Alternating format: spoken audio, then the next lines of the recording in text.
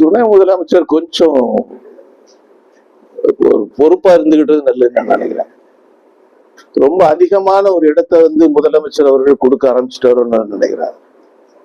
இது அவருடைய வளர்ச்சிக்கு நல்லது கிடையாது. உதாரணமா நான் சொல்றேன், முதலமைச்சருடைய படம் இருக்கக்கூடிய இடத்துல எல்லாம் துணை முதலமைச்சருடைய படம் இருக்க வேண்டிய தேவை கிடையாது. முதலமைச்சர் முதலமைச்சர் அவ்வளவுதான். நீ ரேஷன் கடையில எல்லாம் எத்தனை படம் வச்சிருக்காங்க?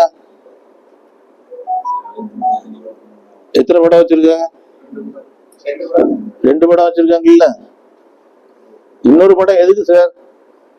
இன்னொரு படம் எந்த படம் வைக்கிறதுக்கு தகுதி படைத்ததுன்னு சொன்னா பிரதமர் நரேந்திர மோடியினுடைய படம் வைப்பதற்கு தகுதி பெற்றது.